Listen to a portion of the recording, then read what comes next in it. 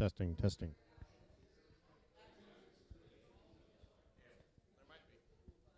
Testing, testing. Testing, testing. Testing, testing.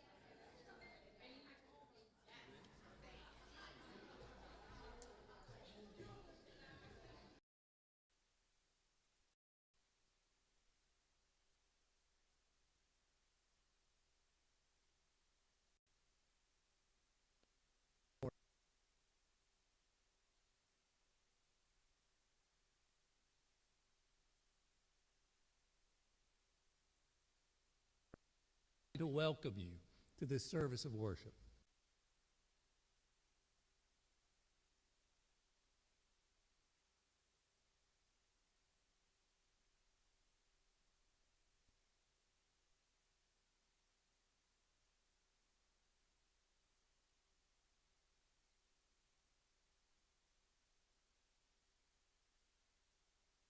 Are still meeting on Wednesday evenings.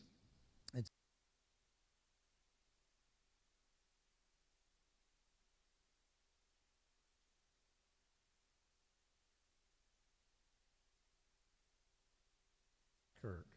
I encourage you to explore what those are. Talk to one of the elders about it and discover where you might fit in and serve.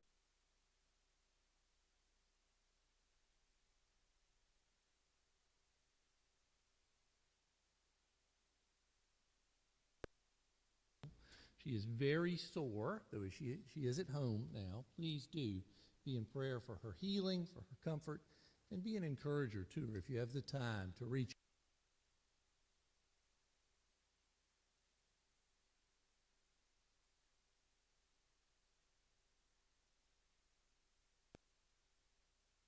Church business to discuss, and your prayers are most welcome.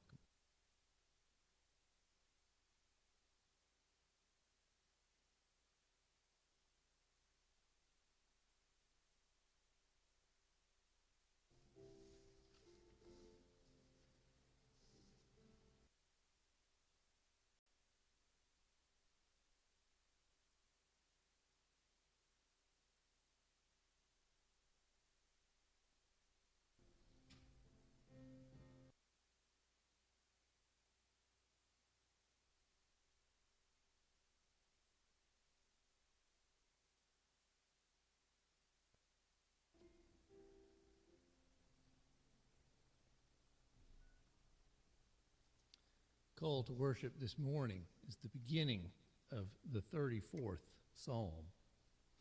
David, inspired by the Spirit,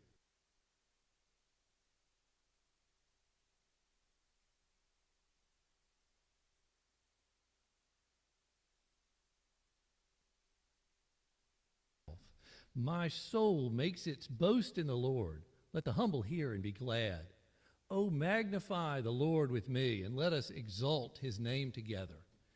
Now, brothers and sisters, it is time to magnify the Lord. Let's stand and sing together from the Trinity hymnal, number 167, When Morning Gilds the Skies.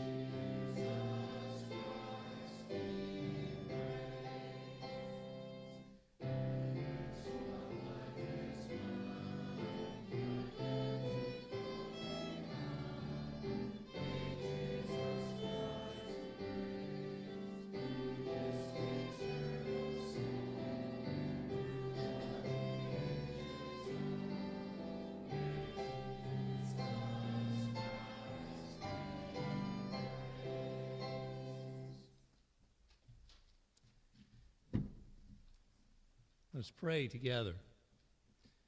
Our loving Heavenly Father, blessed Son, Holy Spirit, Triune God, we praise and adore you this day for all that you have done. This world you have made, the redemption you have provided, and adoption into this, your family. Heavenly Father, we, with the great cloud of witnesses, praise you this day. Lord, we thank you for this fellowship, and we lift up our brothers and sisters around the world, even as they worship you, some in less favorable situations, but all equally known to you. Lord, we pray for their protection and for their joy in Christ Jesus.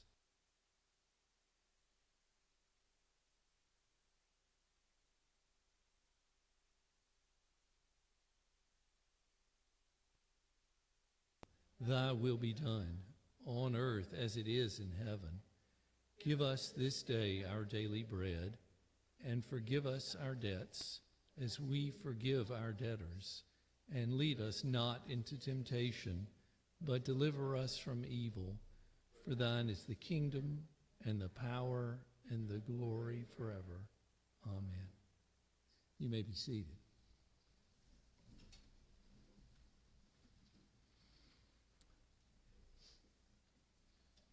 We serve a God who is holy, holy, holy.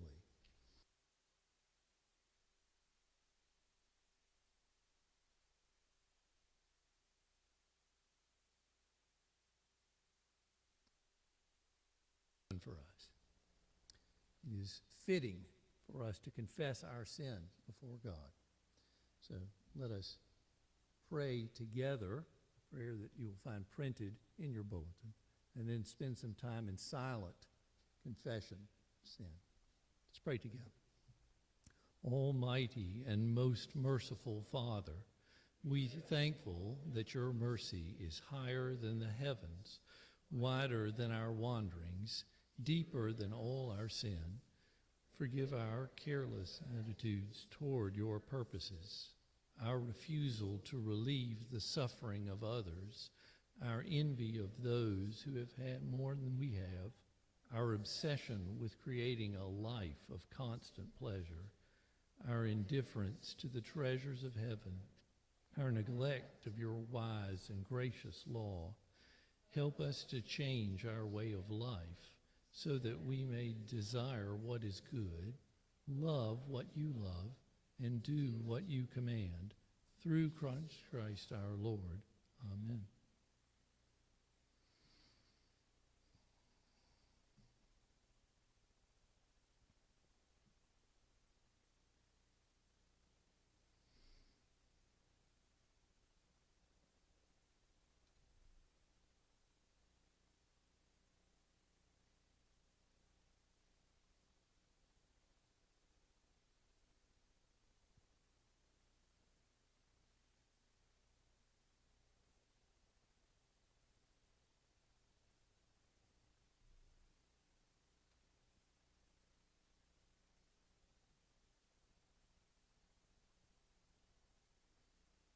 Amen. Here's the assurance of pardon from the letter to the Hebrews, chapter 10, verses 11 to 14. And every priest stands daily at his service, offering repeatedly the same sacrifices which can never take away sins. But when Christ had offered for all time a single sacrifice for sins, he sat down at the right hand of God, waiting from that time until his enemies should be made a footstool for his feet. For by a single offering he has perfected for all time those who are being sanctified. This is the word of God. Thanks be to God. Please stand now for the confession of faith. This morning we are using the Westminster Confession. This is chapter 27, sections 2 and 3 of the sacraments. We'll read this in unison.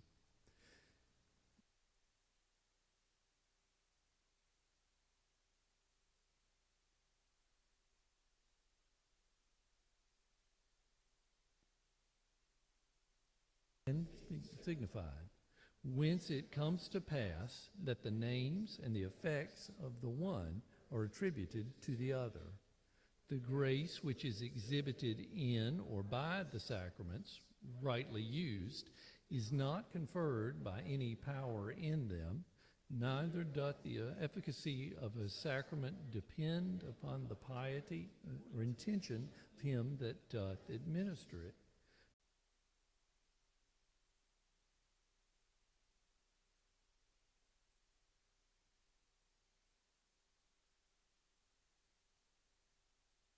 Benefit to worthy receivers. You may be seated, and the children may come forward now for the children's sermon with Elder Joel Reed.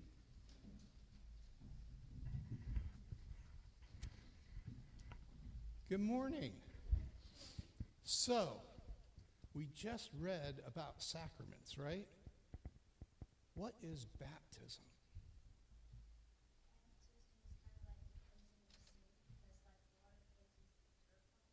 Okay, so it's like water washing the dirt when we do it. It kind of is an example of what Christ did for us about our sins, right? The idea of baptism is that it's an out.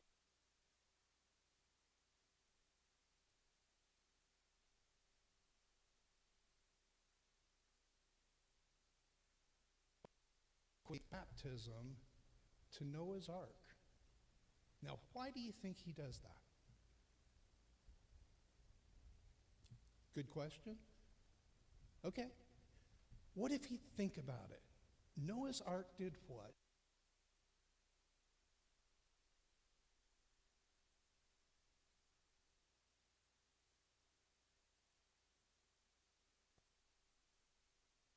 It would have wiped away all life on the earth. But God chose to save those in the ark. Baptism doesn't save us, but it's an example of us accepting the fact that God, through his Son, forgave our sins.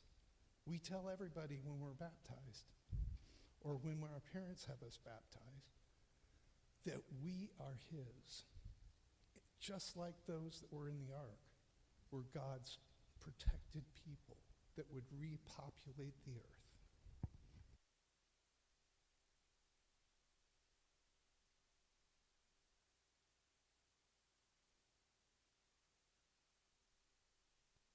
He alone paid a price we couldn't pay just so we would have a way back to you. In Jesus' name we pray. Amen.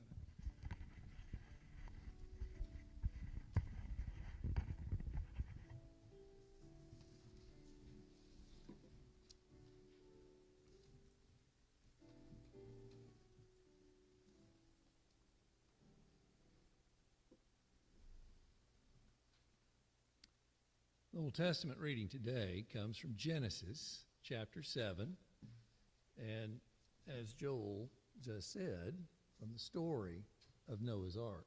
A familiar story. It's a story that is in keeping with all of Genesis up to this point. Genesis begins with God's creation of all things from nothing. He creates man and woman for a relationship with him. And Adam and Eve sin, breaking that relationship with a holy God who cannot abide the presence of sin. So they're driven from his presence. The earth is populated by their descendants, and sin increases. God, who has once judged sin, judges sin again in bringing the great flood. But he's the same God who was merciful to Adam and Eve. In his judgment, he did not destroy them, and even promised to them, through Eve's seed, rescue someday from the problem of sin.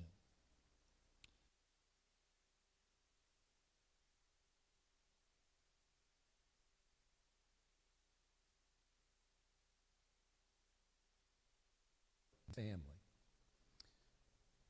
Noah is given strange instructions.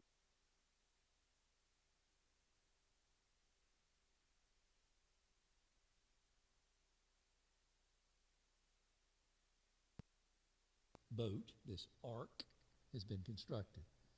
Hear the word of the Lord, Genesis chapter 7, a story of judgment and mercy. Then the Lord said to Noah, "Go into the ark, you and all your household, for I have seen that you are righteous before me in this generation. Take with you 7 pairs of all clean animals, the male and his mate, and a pair of the animals that are not clean, the male and his mate, and 7 pairs of the birds of the heavens also, male and female, to keep their offspring alive on the face of all the earth. For in 7 days I will send rain on the earth 40 days and 40 nights, and every living thing that I have made I will blot out from the face of the ground." And Noah did all that the Lord had commanded him. Noah was 600 years old when the flood of water came upon the earth. And Noah and his sons and his wife and his sons' wives with him went into the ark to escape the waters of the flood, of clean animals and of animals that are not clean, and of birds and of everything that creeps on the ground. 2 and 2, male and female, went into the ark with Noah as God had commanded Noah. And after 7 days the waters of the flood came upon the earth. In the 600th year of Noah's life, in the 2nd month, on the 17th day of the month, on that day, all the fountains of the great deep burst forth, and the windows of the heavens were opened, and rain fell upon the earth.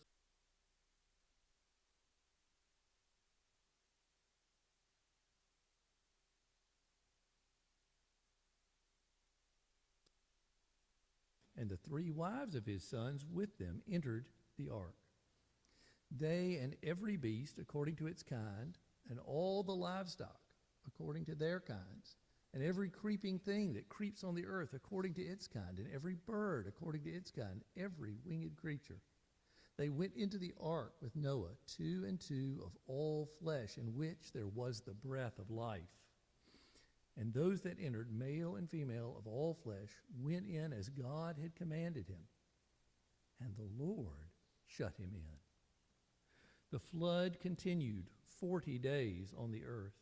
The waters increased and bore up the ark, and it rose high above the earth. The waters prevailed and increased greatly on the earth, and the ark floated on the face of the waters. And the waters prevailed so mightily on the earth that all the high mountains under the whole heaven were covered. The waters prevailed above the mountains, covering them 15 cubits deep. And all flesh died that moved on the earth, birds, livestock, beasts, all swarming creatures that swarm on the earth, and all mankind. Everything on the dry land in whose nostrils was the breath of life died. He blotted out every living thing that was on the face of the ground, man and animals and creeping things and birds of the heavens. They were blotted out from the earth. Only Noah was left, and those who were with him in the ark. And the waters prevailed on the earth 150 days. This is the word of the Lord.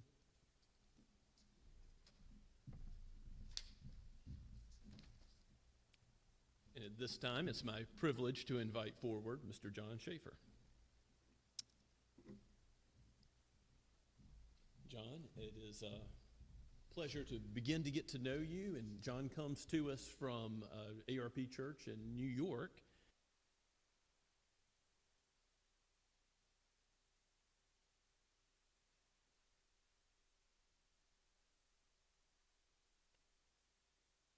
With me at the door so that everyone will be able to give you the right hand to fellowship after the worship service today.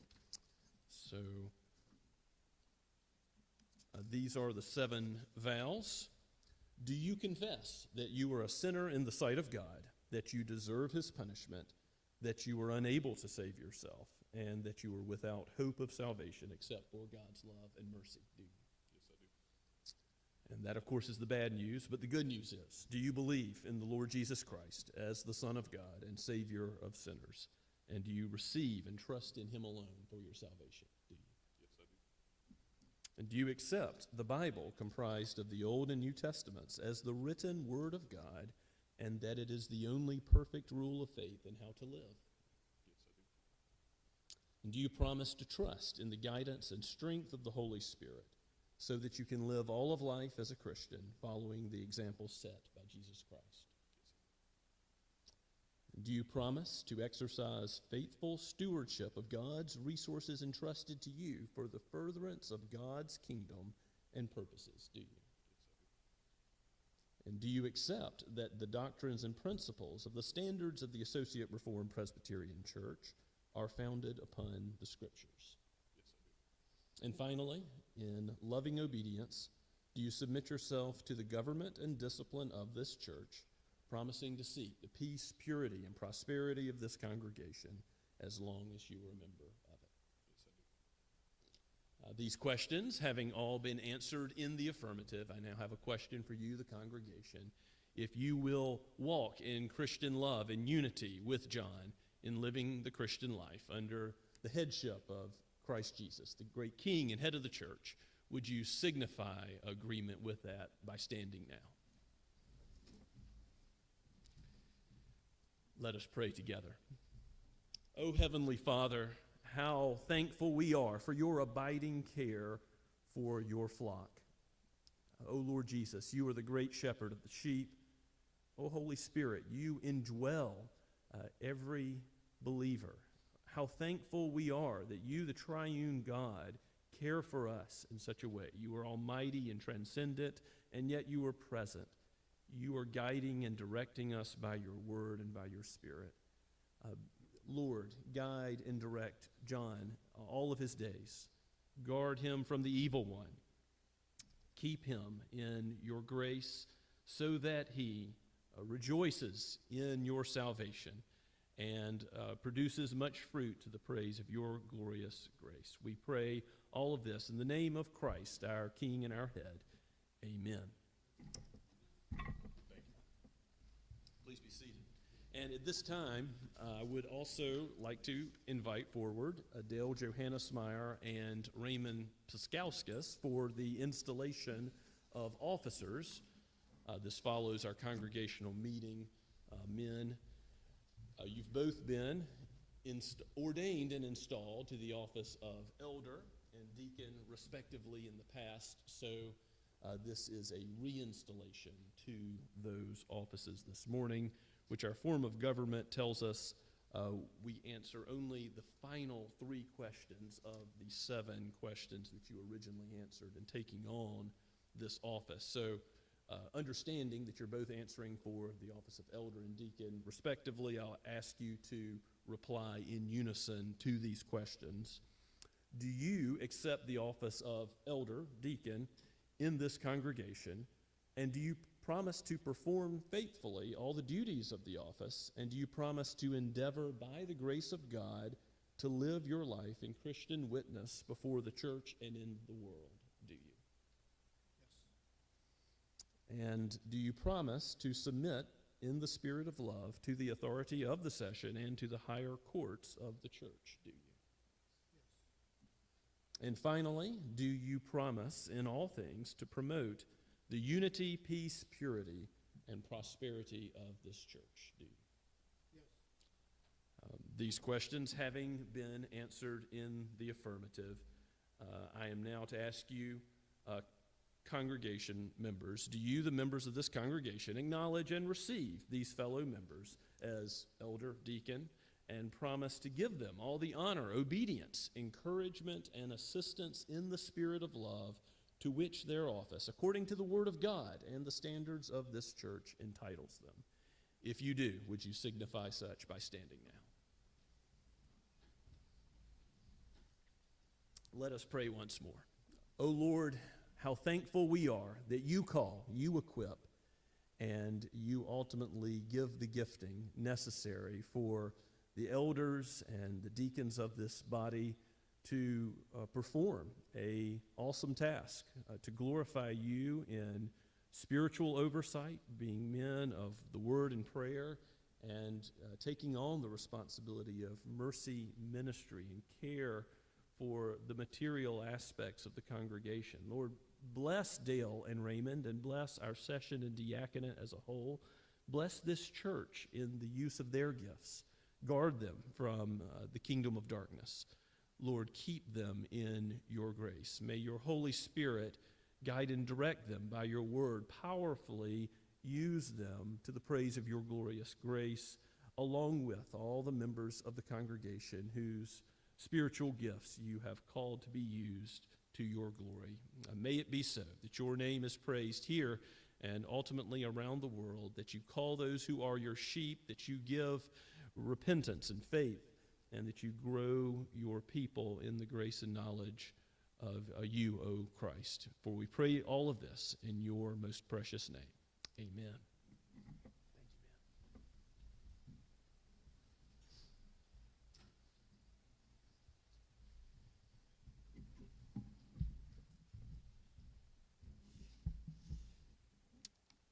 And let us go before the Lord once again in prayer. O Holy Father, Son, and Holy Spirit, your name is holy. You are ever blessed, and the angels never cease to sing your praises day and night. It is appropriate that we bow down and give you the praise that you are due. How often our thoughts have been distracted, that we have been focused on what is created. O Lord, let us praise you as the Creator, the one who has breathed out all things by your word of power, the one who has revealed yourself to us in the Scriptures, how precious they are. Lord, teach us more of your salvation, of the Christian life, of ourselves in your word today. Give us joy in believing. Help us as we navigate difficult issues. Help us as we navigate trials in this life, for there are many who are suffering in this flock now. We do lift up Gay Schaefer and Chip Watson. Father, we lift up Rob and Carrie Walters. We lift up our former intern, Don Walker, in Charlotte, and his seizures, which are continuing, and his call to the ministry there. Lord, we pray for Carissa Browning and the young one in her womb. Lord, we ask that you would show your care for your people in many material and physical ways. And yet we know that you watch over our coming and going now and forevermore. You watch over our very souls, that you have given us the Holy Spirit to teach us and guide us. How thankful we are for that. You've given us the Lord Jesus Christ, salvation by grace, not by works, not by anything we have done. Oh Lord, how thankful we are for his merit, for his righteousness, for his atoning death, for he is the spotless Lamb of God. Lord, we pray that you would strengthen your church, not only through elders and deacons here. We have prayed for that and do thank you for how you have provided so graciously for these officers. And Lord, we continue to ask your blessing even as we meet tomorrow.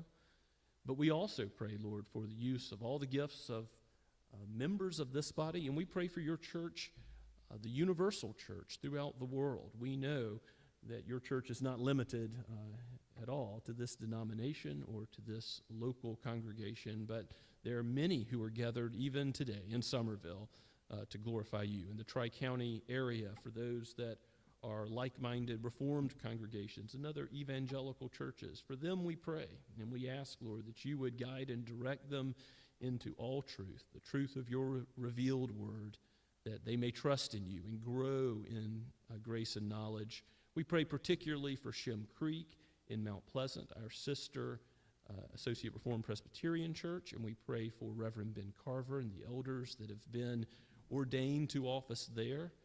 Lord, we pray that you would see fit to bring about growth in number and also provide for them officers that would be suitable to perform not only the office of elder, but also of the diaconate in the future. We pray for future church planting in this area. Lord, there are many souls, many who do not know the gospel here.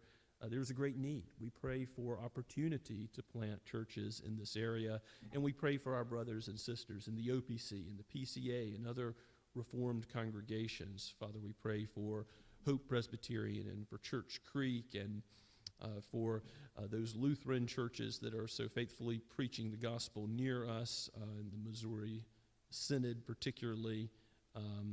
Father, we thank you, Father, that you are the God of not just one denomination, but of all those who lay hold of Christ by faith. And we thank you for the spiritual unity we do have the world over. We thank you for the North American Association of Reformed Churches, and there's a great number worldwide as well. We thank you for what you're doing in Australia and New Zealand. Lord, we ask that you would bless those who are planting churches in Africa where believers are being converted. We thank you for the ministry of the Goodmans in Uganda, for those who are being trained to be pastors there as part of Seed. We pray for the Cottons and the Shell Nuts. Father, we ask that you would bless the Brickies and a future ministry to Mexico. We continue to lift up the ARP brothers and sisters in Pakistan, which have multiplied to be so numerous that they outnumber those in our own denomination here, and how we praise you for that fact. And Lord, we pray that you give them wisdom and guidance by your word in their growth in number. Grow them spiritually just as we pray for ourselves. We ask this, Lord, that you would give us a way to reach our own neighbors, those that we are working with and those that we interact with in this community. Father, for those that are regularly in our path, give us deeds of love and mercy, and give us wisdom to bear witness to the hope that is within us. Father, give us wisdom to live out the Christian life faithfully to the praise of your name, and also that we might be a light to others. And we also ask that you would help us know the words to speak, to know when to present aspects of biblical truth in conversations. And Lord, bless those efforts. Plant the seed. Cause it to come to fruition. Bring in all those who are your sheep. Lord, if there are any that are here this morning that have not yet trusted in Christ, would you give them the new birth? Give them the eyes of faith to see, behold, and embrace your word, and to embrace your Son. And Father, we pray that you would be about the work of building your church. Sanctify us in the truth. O Lord Jesus, use your word and make us more like yourself, so that we would even be equipped to face suffering as you have faced it, with a firm reliance on your victory now and forever, of how all the effects of sin will be reversed. The curse is no more. Hallelujah. We praise your name. And Lord, we lift up these things in your precious name as our Redeemer and our King. Amen. Let us continue to worship the Lord from the hymnal number 251. Let's stand as we sing Beneath the Cross of Jesus. Weary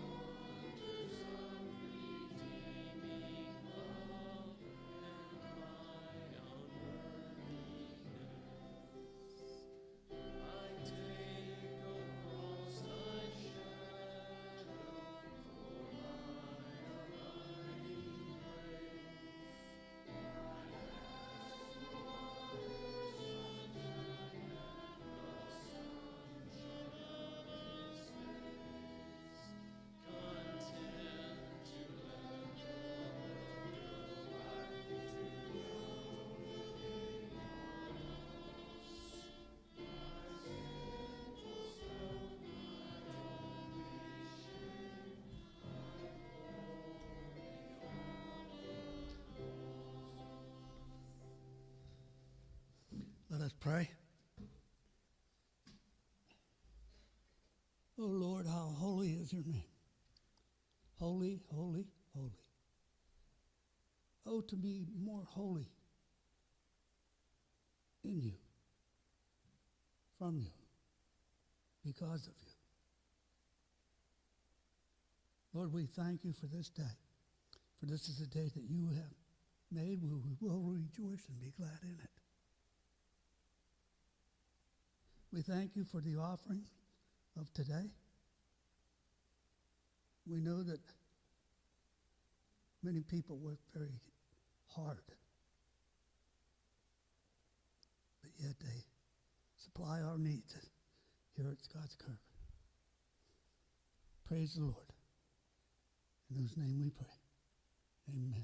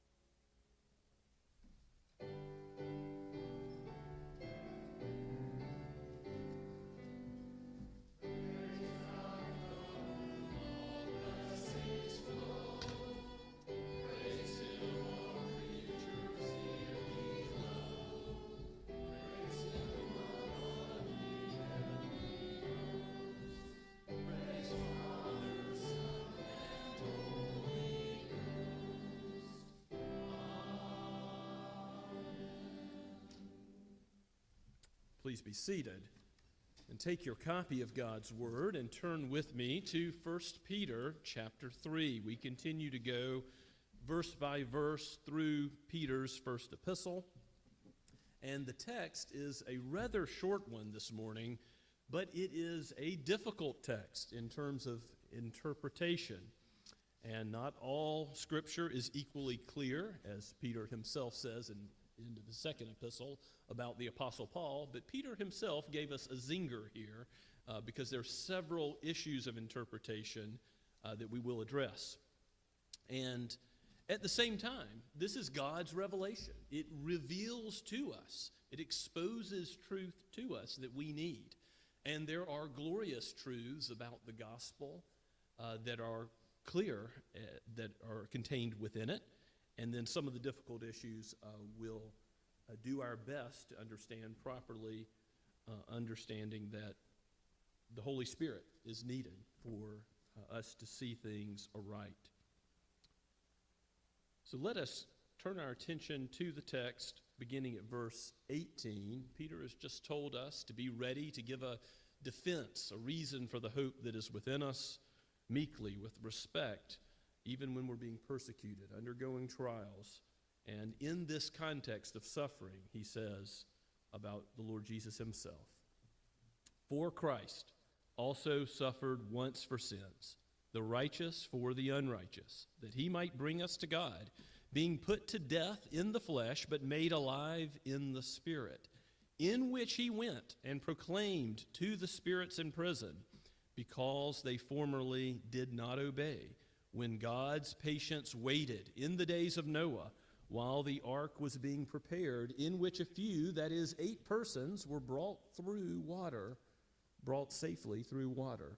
Baptism, which corresponds to this, now saves you, not as a removal of dirt from the body, but as an appeal to God for a good conscience, through the resurrection of Jesus Christ, who has gone into heaven and is at the right hand of God, with angels, authorities, and powers, having been subjected to him." Let's pray together. Oh, Holy Spirit, we do need your help. You are the author of Scripture. It is all breathed out by you, and it is all for our good, for our benefit. Help us to understand rightly who you are, who we are, and the subject of eternal life and eternal judgment. Lord, these matters are of great weight, and ultimately Christ himself, the substitute for our sin, draw us closer to him, and may we walk in the light as he walked, and even in times of suffering, glorify your name. We pray this in Christ's name. Amen. So what do we do with Jesus preaching to spirits in prison? And the Roman Catholic Church has a doctrine of purgatory, completely unknown to the Scriptures. Also a doctrine of limbus patrum, kind of a holding tank for Old Testament saints, that they will use this text to attempt to justify. Now, purgatory, the only ways in which it would be taught are not from Scripture, but from deuterocanonical texts such as 2 Maccabees chapter 12 and other traditions of the church. But even the Roman Catholic Church doesn't believe that 2 Maccabees is Scripture. So it's important to see that a lot hangs on this text. It's the only Scripture which someone might point to say this idea of purgatory or limbus patrum, a sort of purgatory for Old Testament saints, is in Scripture. And I think we're going to clearly see that's not what this text is teaching. As we see it in context, as Peter is writing to suffering Christians, and he is writing to them about how they are to give a reason for the hope that is within them, even to people who may mock them, who may persecute them because of their faith. Here is when he brings in the suffering of Christ at verse 18. For Christ also suffered once for sins. And again, there's some clarity of the gospel in this first verse that we're considering, is there not? It's just like Isaiah 53. It's like Peter has already said in chapter 2. Maybe go back there and look at verses 20 through 25 again, because he presents Christ both as our substitute, the one who takes our place in paying the price for sin, and also as our example, as the one who shows us as a human being how to live through suffering. In 1 Peter chapter 2, verse 20, he writes, "For what credit is it when you sin and are beaten for it, you endure? But if when you do good and suffer for it, you endure, this is a gracious thing in the sight of God. For to this you have been called, because Christ also suffered for you, leaving you an example, that you might follow in his steps. He committed no sin, neither was deceit found in his mouth. When he reviled, he did not revile in return. When he suffered, he did not threaten, but continued entrusting himself to him who judges justly, God the Father. He himself bore our sins in his body on the tree." There's the substitutionary righteousness of Christ for us, "that we might die to sin and live to righteousness. By his wounds you have been healed, for you were straying like sheep, but have now returned to the shepherd and overseer of your soul." So the idea of Christ as a redeemer and as example, Peter has already covered, and in some ways he's circling back to here as he's still on the same subject of, look at verse 17, where we immediately picked up. In verse 18, the context immediately preceding is, it's better to suffer for doing good, if that should be God's will, than for doing evil. He's just talked about suffering when you're called to do so. And he says, for Christ suffered, the righteous for the unrighteous, so that we might be brought to God. All who have faith in Christ are brought to God and justified, and ultimately will live with him forever in the new heavens and the new earth. And then he refers back to Christ in verse 18, saying, being put to death in the flesh, but made alive in the spirit. And it's important to see here that Christ is truly God and truly man, but in his humanity, he has a body and soul. So his spirit is guided and taught by none other than the Holy Spirit.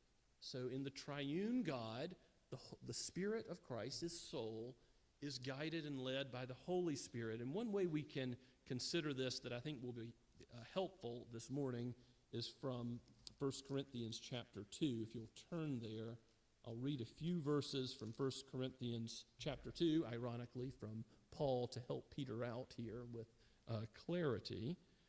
As Paul talks about wisdom from the Holy Spirit,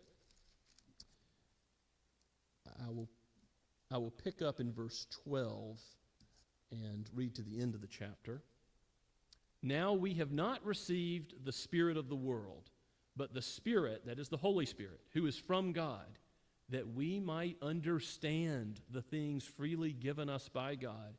And we impart this in words not taught by human wisdom, but taught by the Spirit, interpreting spiritual truths to those who are spiritual, meaning all Christians who have the Holy Spirit. He goes on to say the natural person, that is the one who is unconverted, does not accept the things of the Spirit of God, for they are folly to him, and he is not able to understand them because they are spiritually discerned. The spiritual person judges all things, but he himself is to be judged by no one. For who has understood the mind of the Lord so as to instruct him? But we, those believers who have the Holy Spirit, have the mind of Christ. You see, Christ's mind, his soul, is completely guided by the Spirit at all times.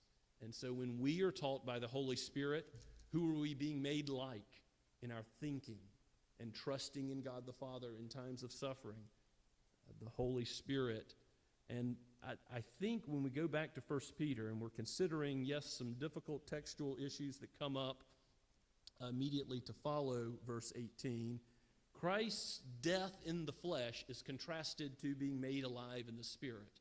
So I think this is talking about his soul, his spirit, but his soul is linked with the Holy Spirit, and in just the same way that we have the Spirit indwelling us. And he, in verse 19, preaches in the Spirit. It says in verse 19, in which, that is, in the Spirit, in which he preached and proclaimed to the spirits in prison. Now, again, this is not the limbus patrum, spirits in prison. This is not going down into Hades. You know that phrase that he descended into hell in the Apostles' Creed, again by the Roman Catholic Church, will be considered as going down into the place of the dead, going into hell to preach the gospel to souls in limbus patrum to bring them out. And the idea that we could pray for those in purgatory and somehow aid them, again, completely foreign to Scripture. That's not what we're to see here. Many Protestants do see a proclamation in the place of everlasting torment, of hell, a victory of Christ over demons and angelic spirits. And there's some reasons, if you have that view, I don't consider that to be a great heresy, but I don't take that view myself, and I'll try to explain why. Yes, Jesus preached in the Spirit, but the key to understanding this text is when he preached. He preached in verse 20, it says, in the days of Noah. He proclaimed to the spirits in prison, verse 20, because they formerly did not obey when God's patience waited in the days of Noah, while the ark was being prepared. And Noah and his family were brought safely through. In the days of Noah is when the preaching took place. Now again, if Jesus went to proclaim victory over all the demons in hell, that might be understandable, but the thief on the cross is told by Jesus, today you'll be with me in paradise. There's no indication in Scripture, other than this text perhaps, that he was going to make such a proclamation. Certainly he is the Lord over hell. It is ultimately in his prerogative to go there if he pleases. But historically, the Apostles' Creed, in saying he descended into hell, meant that he descended under the power of death for a time and is victorious over it. In other words, it's hell in the sense of the grave, not the place of everlasting destruction. Some Reformed believers take that to mean that Christ paid the penalty of hell, which we deserved, for us, that substitutionary aspect of his redemption. And even that, if you understand the Apostles' Creed that way, is certainly doctrinally correct, even though I think historically, it's the grave that's being referred to.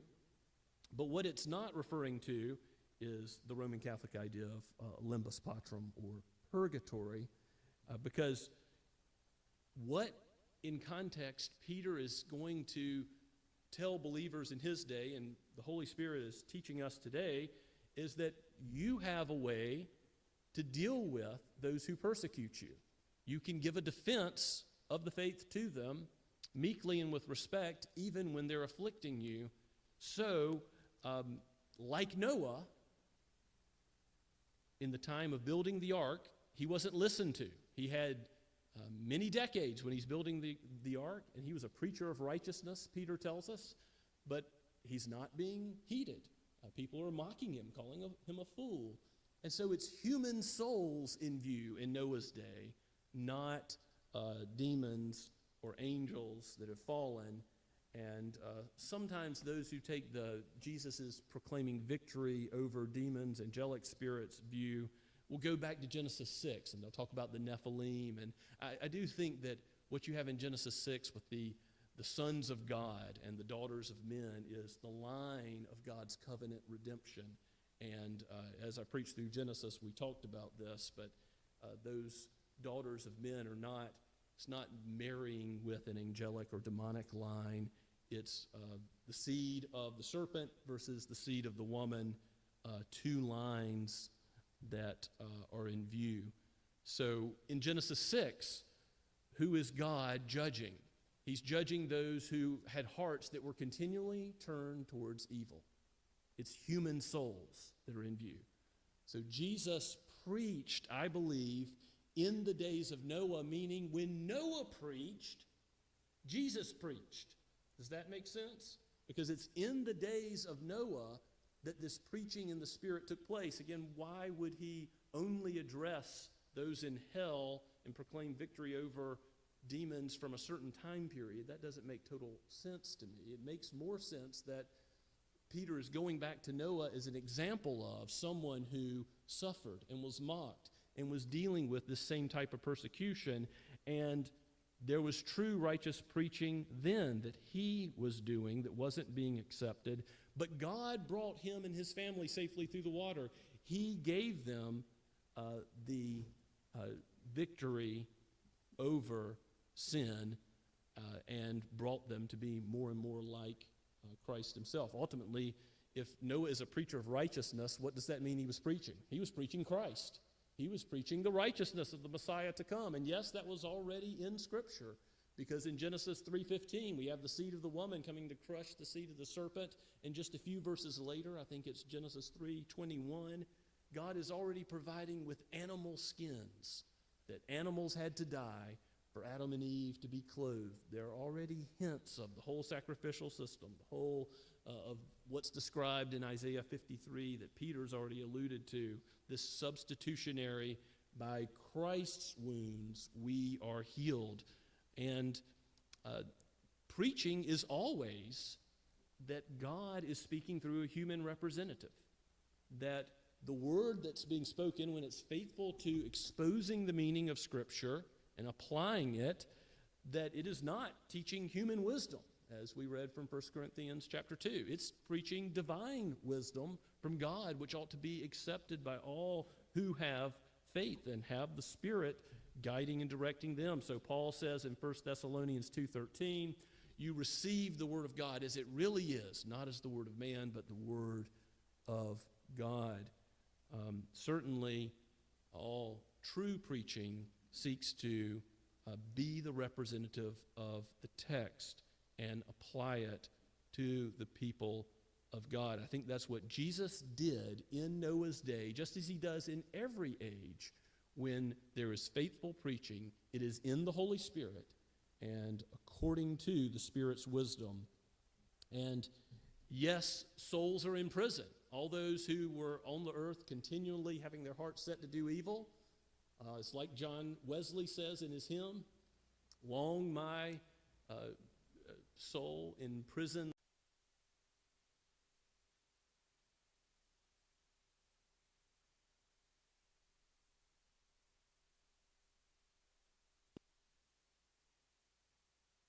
is to take those bound by sin and to give freedom. So I think this odd expression of spirits in prison exposes the fact that due to sin we are dead in our trespasses. Ephesians 2:1. This is the way that God powerfully saves from the sin that we're bound to as unbelievers. Christ suffered once for sins. He preached in the Spirit to spirits in prison because they did not obey. Again, they're not saints who were repentant, but these are rebels. These are disobedient folks. So it's not the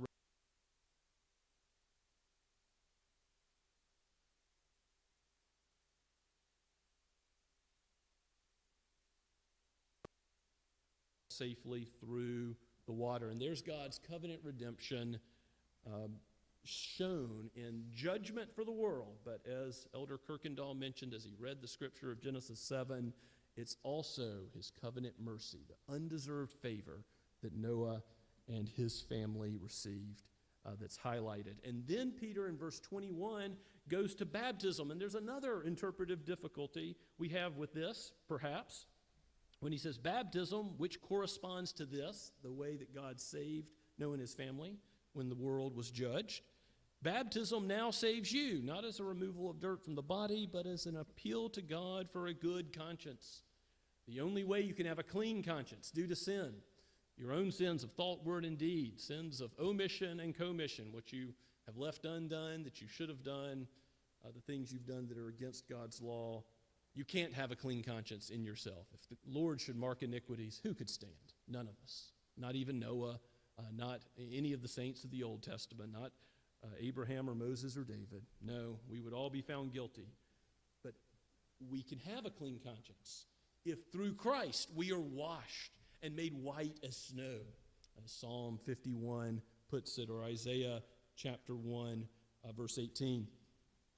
Christ, when he cleanses indeed.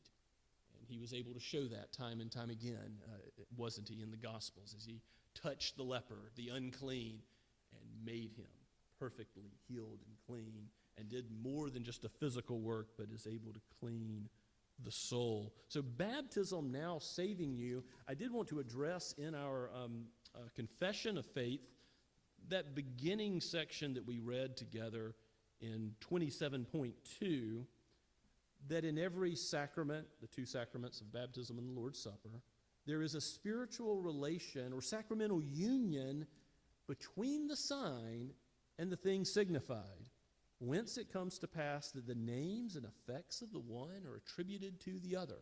You have a number of illustrations of this principle in Scripture. If you go to the Westminster Confession, you'll see some of them in the footnotes, like the washing of regeneration, baptism being referred to in Titus 3:5 as the washing of regeneration. Well, baptism doesn't automatically regenerate. It doesn't mechanically, when being applied to an adult or a child, give salvation. But it's because the sign and the thing signified are so closely identified, as it's showing you by its physical form exactly what Jesus does to all those who have faith. If you believe in Christ, his blood does wash you. You are clean. You are certainly purified. You certainly have a good conscience, just as much as a shower or a bath takes away dirt from the body. That's the idea. And you can see this in other places in Scripture. One example would be Genesis 17:10, where Abraham is already given the covenant by God. But then God says in Genesis 17:10 that circumcision is the covenant. Well, circumcision isn't technically the covenant. The covenant proceedings have already taken place. But the point is, circumcision as a sign is so closely identified with the covenant, he calls circumcision the covenant. In the Lord's Supper, Jesus says, "This is my body. This cup is the new covenant in my blood." You see, the sign and the thing signified, so closely identified. So we don't get out of this text the Roman Catholic doctrines of purgatory or limbus patrum, nor do we get out of this text the idea of baptismal regeneration. And one way as a student of God's Word that we know that is comparing Scripture with Scripture, we look at all the rest of Scripture and consider how many places it says that salvation is not of works, so that no one can boast, Ephesians 2:8.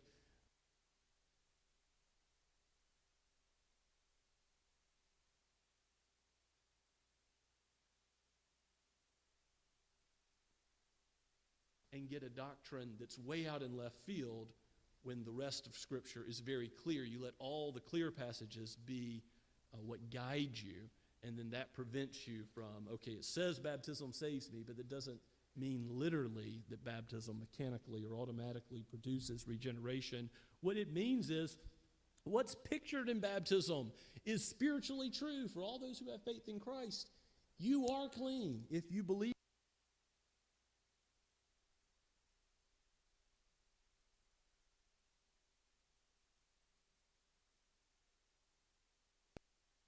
Supper we had to close due to providential circumstances with the snow last week.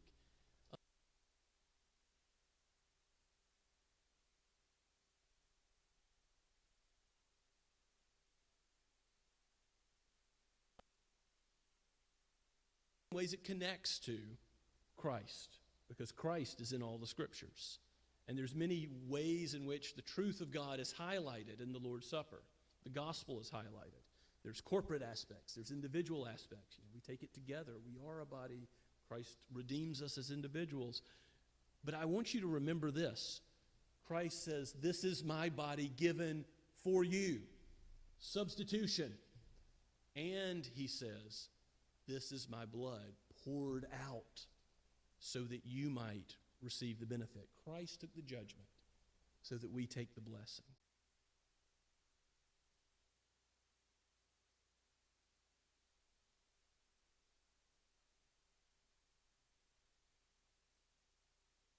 This context where the covenant love of God is being drawn out in this picture of baptism, that Peter says, yes, through the resurrection of the dead, you can have confidence that Christ has victory for you waiting, even if you're suffering now, Christians, because he has, verse 22, gone into heaven. He has ascended after his resurrection, and he's at the right hand of God. He's seated and reigning over all of heaven and earth. He has all authority in heaven and earth, as Matthew 28 says in the Great Commission. He is over angels, authorities, and powers. Everything is subjected to him. It's all under his feet. He rules and reigns. So we can trust him to deal with the difficult circumstances in our lives. His reign is permanent. Satan's power, Satan's kingdom is defeated. One day, every knee will bow, every tongue confess.